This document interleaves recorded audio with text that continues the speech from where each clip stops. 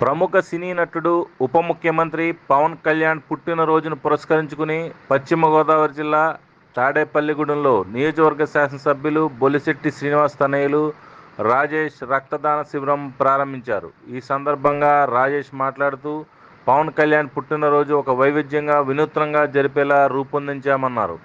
సాధారణ పుట్టినరోజు వేడుకల్లా కాకుండా ఆయన పుట్టినరోజున రక్తదానానికి శ్రీకారం చుట్టి సుమారు 1000 ప్యాకెట్ల రక్తం అందిస్తున్నామంటున్న బొలిశెట్టి రాజేష్తో మా రచ్చ మీడియా ప్రతినిధి పుండరి ఫేస్ టు ఫేస్.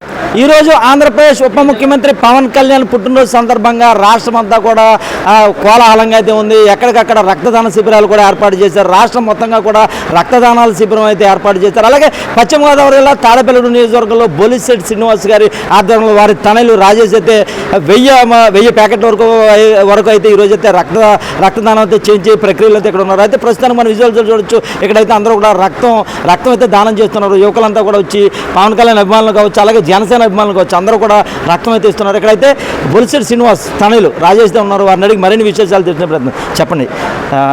అందరూ కూడా పుట్టినరోజు అంటే ఏదో కేకులు పంచిపెట్టి చేస్తారు. మీరైతే ఒక మంచి కార్యక్రమం అయితే చేపట్టారు. రక్తదానం అంటే రక్తం దానం ఇవ్వండి, ఒక ప్రాణాన్ని కాపాడండి నినాదంతో అయితే చిరంజీవి గారు అయితే బ్లడ్ బ్యాంక్ అయితే ఏర్పాటు చేయడం జరిగింది. అదే నినాదంలో మీరు కూడా ఈరోజు పవన్ కళ్యాణ్ పుట్టినరోజు సందర్భంగా చేయడం జరిగింది. ఇంచుమించు ఎంతమంది వస్తారనుకుంటున్నారు? ఎన్ని ప్యాకెట్లు అయితే మీరు రక్తదానం అయితే చేయగలుగుతున్నారు?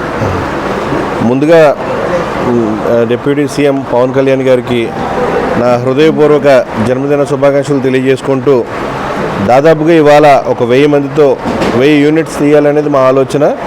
దానికి అనుగుణంగానే ఇప్పటికే చాలామంది వచ్చి ఇస్తూ ఉన్నారు. ఇంకా మనకి సమయం ఉంది కాబట్టి మోస్ట్ ప్రాబబ్లీ మనం 1000 అనుకున్నాం, 1000కి పైన అవ్వచ్చని మనం కూడా ఆలోచిస్తున్నాం.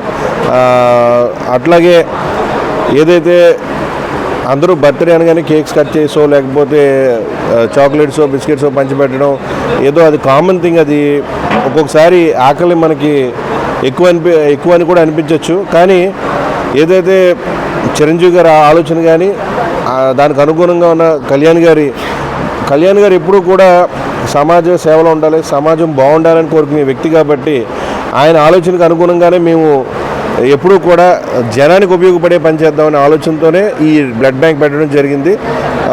దానికి ఒక పిలుపునివ్వగానే వారికి వారు ఏ ఊరి నుంచి అయితే ఏంటి, వార్డుల నుంచి అయితే ఏంటి, వాళ్ళు ఒక లిస్ట్ ఇవ్వడం జరిగింది. దాదాపుగా 1000 మంది కూడా ఫుల్ అయిపోయారు.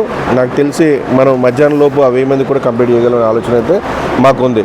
డిప్యూటీ అనే పదానికే వన్ని తెచ్చిన ఒక సీఎం స్థాయికి ఎంతటి హోదా ఉంటుందో అలాగే డిప్యూటీ అనే సీఎం కూడా అంతే హోదా ఉంటుంది అనే టైప్లో ప్రూవ్ చేసిన ఏకైక వ్యక్తి. ఇక మీదట మళ్ళీ ఇలాంటి ఆ పదవికి అంత వన్ని తెచ్చే వాళ్ళు ఇంకొకరు ఉంటారో లేదో నాకు తెలియదు. కానీ ఎప్పటికీ మాత్రం పవన్ కళ్యాణ్ గారే దానికి న్యాయం చేయగలరు. అందుకని ఆయనకి మేము ఈ విధంగా ఘనంగా మేము ఈ జన్మదిన శుభాకాంక్షలు తెలియజేయాలనుకుంటూ ఈ ప్రోగ్రామ్ కండక్ట్ చేస్తాం. అయితే ఈరోజు ఎటువంటి సేవా కార్యక్రమాలు మీరు చేయదలుచుకున్నారు?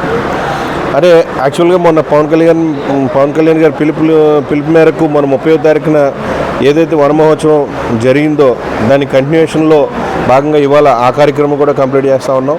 అట్లాగే కొన్ని ఊర్లలో సర్వీస్ ఓరియంటెడ్ ఆల్రెడీ స్టార్ట్ చేసి నిన్న రాత్రి నుంచి జరుగుతూ ఉన్నాయి, ఇప్పుడు కూడా జరుగుతూ ఉన్నాయి. కాబట్టి సర్వీస్తో కూడినది ఏదైనా మేము చేయడానికి రెడీ తప్ప కేకులో లేకపోతే వేరేయో పళ్ళు పనిచేసి అయిపోయిందనే కార్యక్రమాలు అయితే మేము చేసే ఉద్దేశం లేదు. అయితే పవన్ కళ్యాణ్ డిప్యూటీ సీఎం పదవికే వన్ని తెచ్చారని ఆయన అడుగు జాడల్లో మేము అంతా కూడా నడుస్తున్నాం. ఏదో పుట్టినరోజు అయితే కేకులు కట్ చేయడం కాదు, రక్తదానం చేయాలి. అలాగే వనం కార్యక్రమంలో భాగంగా మొక్కలు కూడా నాటుతామని కూడా బొలిశెట్టి రాజేష్ అయితే తెలియజేస్తున్నారు. కెమెరామ్యాన్ చందుతో పుండరి, తాడేపల్లిగూడెం.